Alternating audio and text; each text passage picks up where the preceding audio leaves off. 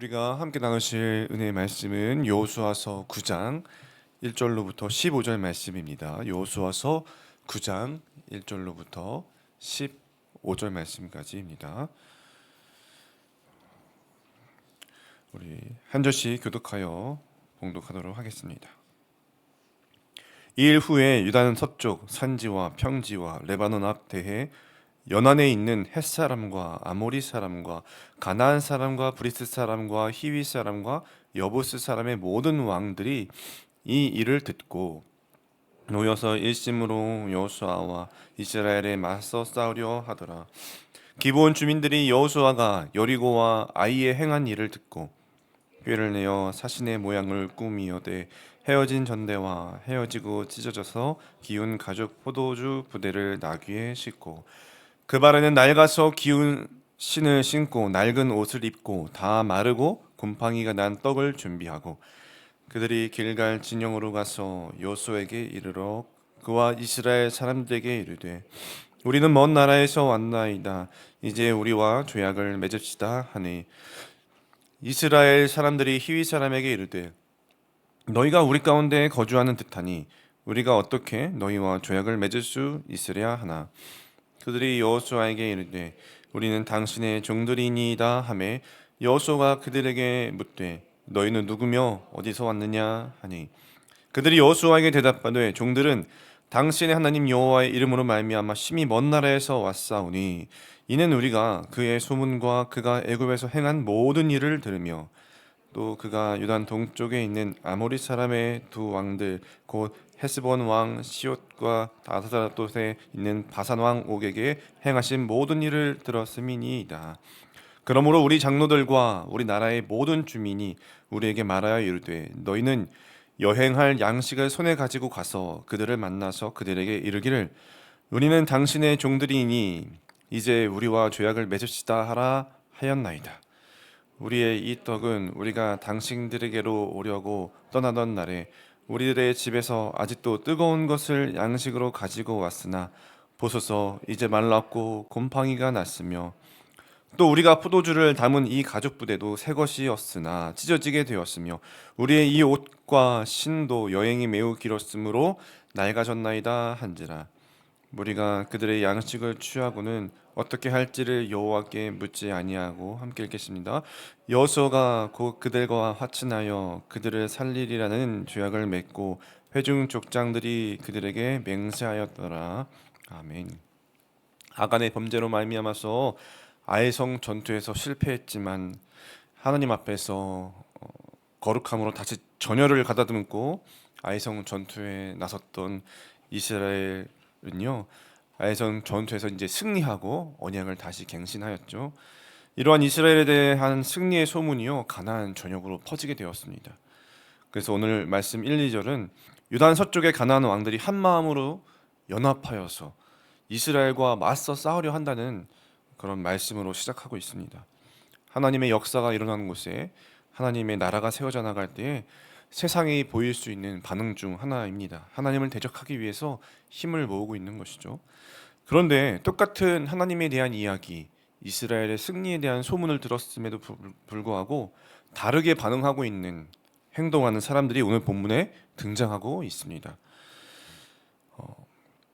바로 기브온 주민들이죠. 이들이 어떻게 하고 있습니까? 4, 5절 보시면요.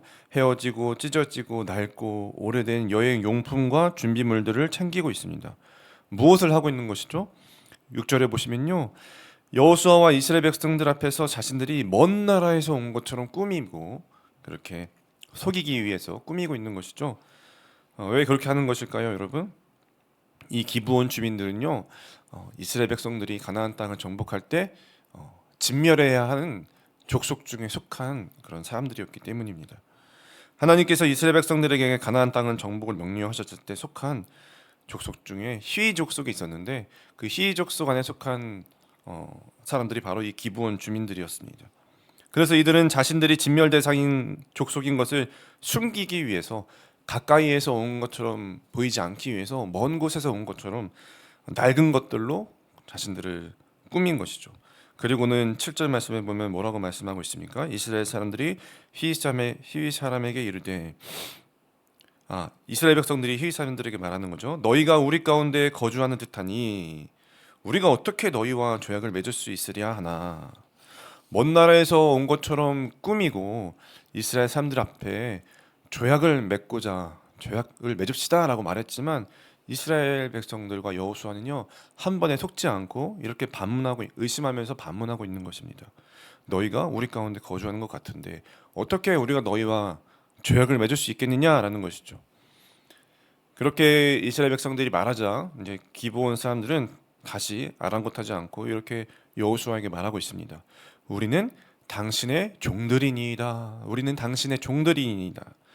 자신들을 철저하게 낮추고 여호수아를 높이고 있는 것이죠. 자존심도 버리고 자신을 철저히 낮추고 겸손한 자세를 취하고 있습니다. 여호수아는 자신 앞에서 그렇게 자기를 낮추고 겸손하게 자신들은 종이라고 지칭하면서 대답하고 있는 그들에게 어떤 말을 하고 있습니까? 여호수아가 그들에게 묻습니다. 너희는 누구며 어디서 왔느냐?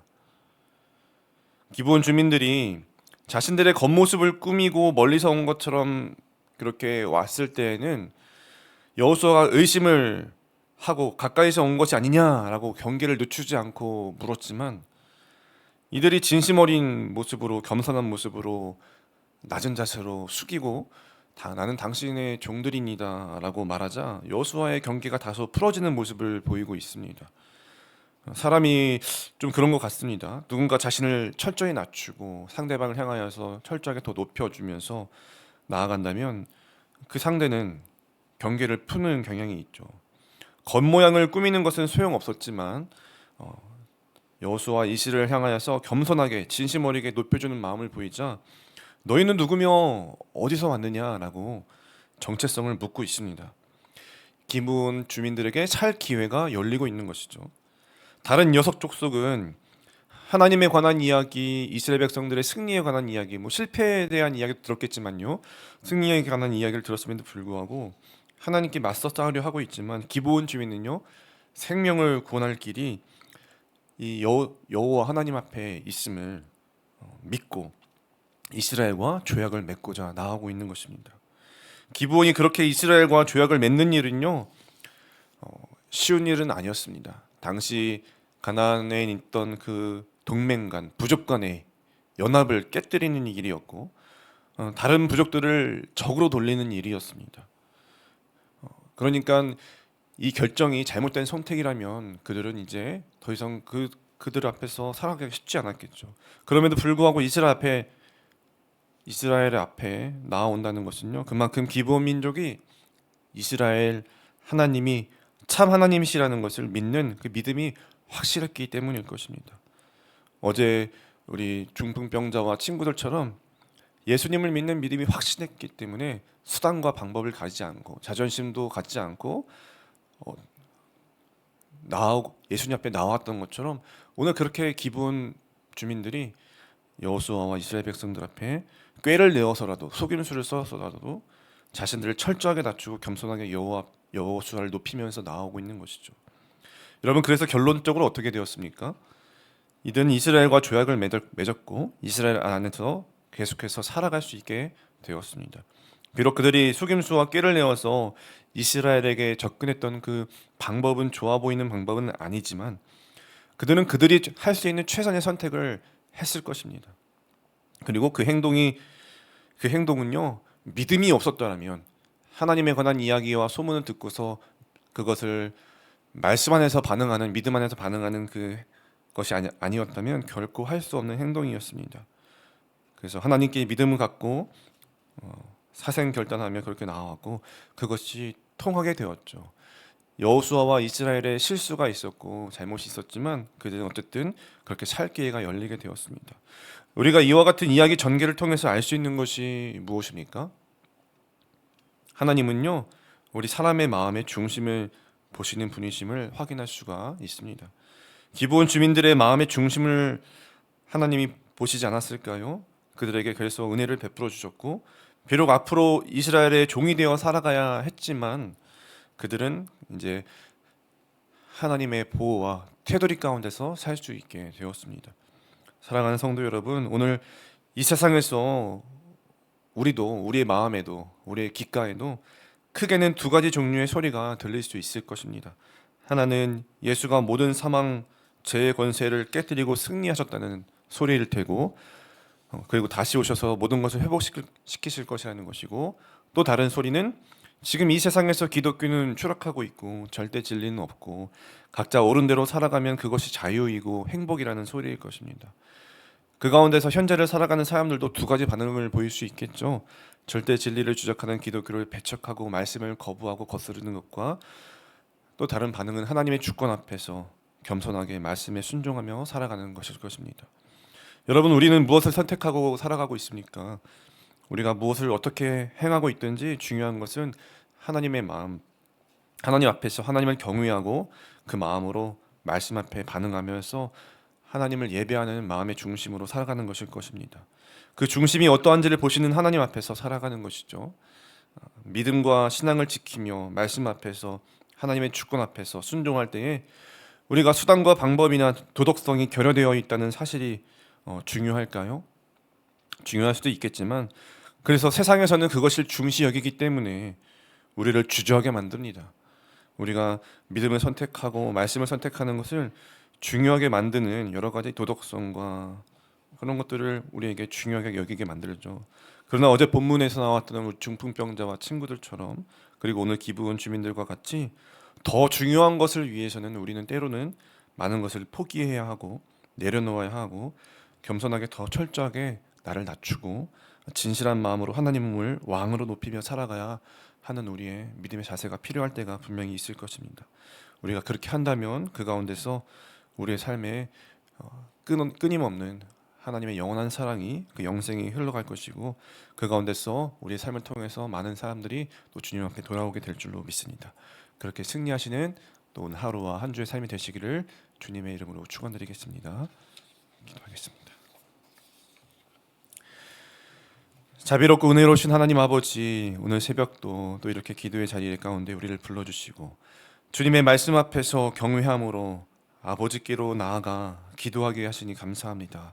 하나님이 주관하시고 하나님이 다스리신 이 세상 가운데에도 이를 깨닫지 못하여서 여전히 주님을 거스르고 대항하는 이 상황 속에서 우리가 살고 있지만, 이미 승리하신 예수 그리스도의 소망을 우리가 붙잡고 주님만 사랑하고 또 주님만 선택하며 따르는 우리 모두가 될 수 있도록 하나님 인도해 주시옵소서. 안 될 것 같은 상황, 또 답답한 상황, 길이 없는 상황에서도 하나님을 향한 마음의 중심과 그 믿음을 가지고 오늘 우리의 상황과 환경을 돌파하여서 주님께 더 가까이 나아갈 때에 주님의 다스리심 안에서 놀라운 주님의 역사를 이루어가는 오늘 우리의 삶이 될 수 있도록 인도하여 주시옵소서. 그렇게 인도하실 주님을 믿사오며 이 모든 말씀을 살아계신 우리 구주 예수님의 이름으로 감사하며 기도드리옵나이다. 아멘. 우리 함께 말씀을 기억하면서 기도하며 나아가실 때에요, 이렇게 기도하기를 원합니다. 세상의 소리가 아니라 정말 하나님의 말씀 앞에 서서 하나님만 따라가게 하여 주시옵소서. 우리의 마음과 중심을 살피시는 하나님 앞에서 더 겸손하게 우리의 믿음의 중심을 드리며 나아가게 하시고, 나는 철저히 낮아지게 하시고 주님만 높아지는 삶이 되게 하여 주시옵소서. 또 우리 분당 하나교회를 위해서 기도하실 때에 오늘까지 청소년부 수련회가 진행되고 있습니다. 하나님께서 붙잡아 주셔서 마지막 날까지 은혜롭고 안전하고 무사하게 복귀하여서 새로운 삶을 시작할 수 있는 우리 청소년부 학생들 될 수 있도록 인도해 주시고 역사하여 주셔 달라고, 우리 이와 같은 기도 제목들을 가지고 또 가지고 나신 많은 기도 제목들을 가지고 함께 기도하며 주님 앞에 나가시도록 하겠습니다. 기도하겠습니다.